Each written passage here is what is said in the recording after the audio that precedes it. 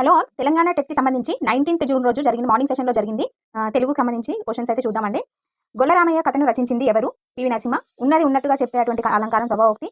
విశేష అంశం ఉన్న వాక్యం గుర్తించడం. భాస్కర శతకం పద్యం గురించి ఇచ్చారు. ఒక్కడే చాలు నిశ్చల బలోన్నతులు ఎంతటి అనే పద్యం నుంచి ఇచ్చారండి.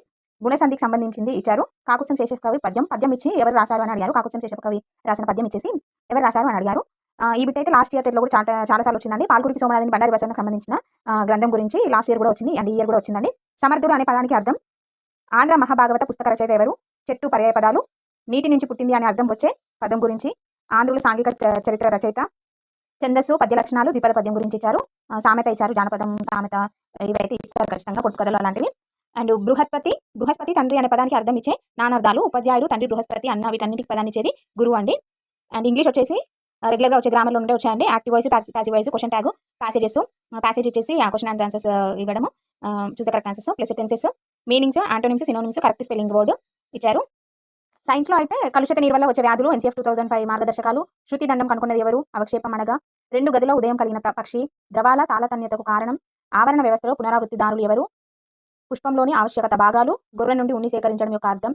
తెలంగాణలో సప్తర్షి మండలం ఎక్కడ కనిపిస్తుంది? రూపాంతరం చెందిన భూగర్భ ఖండం. ఇవన్నీ క్వశ్చన్స్ అయితే వచ్చాయండి.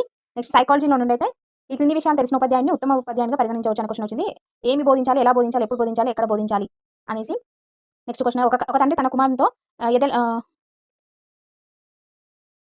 పొదలో ఉన్న 2 కుందేళ్ల కన్నా చేతిలో ఉన్న ఒక కుందేలు మిన్నా అని చెప్పాడు. ఇది ఏ అభ్యసన వారి ఫలిత నియమం, సాంశీకరణం, సాంఘిక అనుభవం, అనుగుణ్యమా? ఈ క్వశ్చన్ అయితే వచ్చింది. ఆ టీ గురించి వచ్చింది. తల్లిదండ్రుల విధి యొక్క సెక్షన్. వికాసము లక్షణాలు వచ్చింది. పియాజే గురించి వచ్చింది. కోల్బర్గ్ నైతిక వికాసం నుండి వచ్చింది. పెరుగుదల పరిపక్వత క్వశ్చన్స్ వచ్చాయండి. అలాగే కార్యసాధక నిబంధన గురించి టారెండైక్, బ్రూనర్, ఇవన్నీ క్వశ్చన్స్ వచ్చాయి. సో ఓవరాల్గా చూసుకున్నట్టయితే చదివిన వాళ్ళకైతే ఈజీ అండి, చదివిన వాళ్ళకైతే కష్టము. అటు ఇటు కాకుండా చదివిన వాళ్ళకు మీడియంగా ఉంది అనుకుంటారు పేపరు.